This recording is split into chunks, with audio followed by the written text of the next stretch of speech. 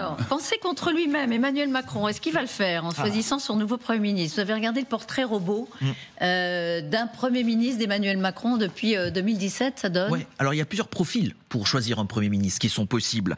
Une figure politique, voire un poids lourd politique, ou bien un collaborateur. On se souvient tous de la phrase de Nicolas Sarkozy, lâchée devant une dizaine de journalistes.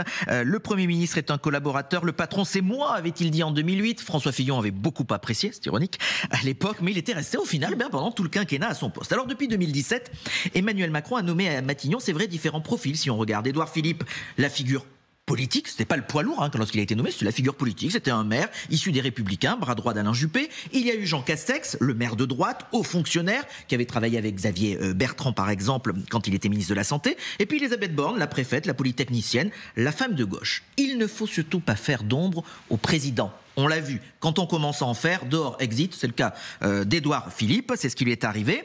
Vous avez le cas, vous êtes un bon serviteur de l'État, Jean Castex, une mission lui avait été confiée, c'était gérer la crise du Covid.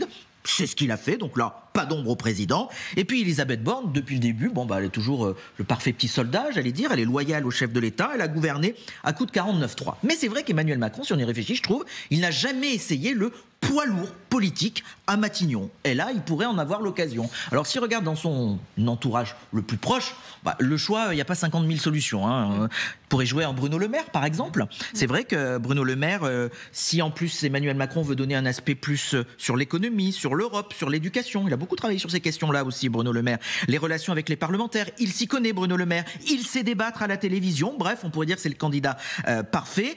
Mais si c'est Bruno Le Maire, il voudra exister. Et là, est-ce que ça plaira à Emmanuel Macron? Ça serait vraiment, pour le coup, un vrai retour, j'allais dire, à la Ve République, au fonctionnement entre un président qui préside et un Premier ministre, chef du gouvernement qui gouverne. Un temps a été évoqué aussi dans ses poids lourds politiques le nom de Gérald Darmanin.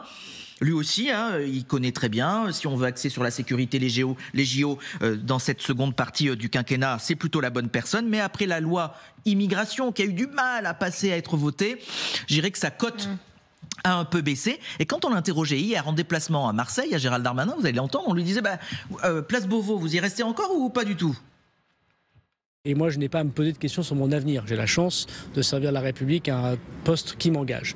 Le président de la République décide, voilà, et il décidera quand il le voudra. Ses ministres et l'action que mène la Première ministre m'encourage à penser que dans les prochaines heures, en tout cas, je suis encore ministre de l'Intérieur jusqu'à demain matin. Voilà, donc ça c'était hier, ce matin, il est toujours ministre de l'Intérieur, Gérald Darmanin, et pas encore ou pas à Matignon. Autre option, après le poids lourd politique, il y a le collaborateur. Là, on pourrait avoir un Julien de Normandie, vous vous souvenez? Il était dans le précédent quinquennat, il est parti dans le privé, ça fait 2 ans qu'il ne fait plus de politique, mais il est très apprécié de l'aile gauche de la Macronie et il connaît très bien Emmanuel Macron. Et puis vous avez la figure, je trouve, du mix entre le politique et le collaborateur. C'est Sébastien Lecornu, venu des Républicains, il est aujourd'hui ministre des Armées, il a pu discuter avec les dirigeants du monde entier ces derniers mois, c'est un fin connaisseur des coulisses de la politique. Lors de la dernière présidentielle, il était dans la garde rapprochée d'Emmanuel Macron. Regardez le Figaro qui titre ce matin Lecornu, le réserviste du président. C'est un Jean-Pierre Raffarin avec 20 ans de moins, peut-on lire dans l'article. C'est pas faux, discret, trop discret, peut-être, pour être exposé à Matignon, disent certains. Et c'est l'opinion qui se pose aussi cette question ce matin. Emmanuel Macron a-t-il finalement vraiment besoin d'un Premier ministre? C'est vrai que la Constitution impose au chef de l'État d'en nommer un, mais le président, on le voit, a une conception toute particulière de l'exercice. Moi, je la reformulerai plutôt autrement, la question. Emmanuel Macron a-t-il vraiment besoin d'un nouveau Premier ministre?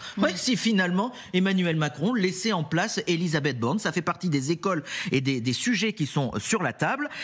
Écoutez ce que disait Olivier Véran, quand on voit qu'il y a une certaine fébrilité dans le microcosme du gouvernement.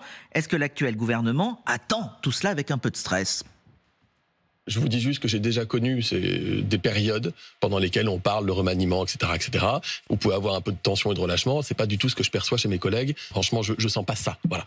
Ça veut pas dire qu'il y aura pas, qu'il y aura ou qu'il y aura pas. J'en sais rien. C'est pas à moi de vous le dire. C'est ça, ce que j'allais dire, c'est votre petit astérisque. Genre, non, mais en même temps, faut pas lui dire qu'il y a pas parce qu'il va quand même sans doute y avoir. Non, mais je vais pas nier ce qu'il y a dans l'air parce que vous en parlez. Mais je ne sais pas si c'est une réalité ou non.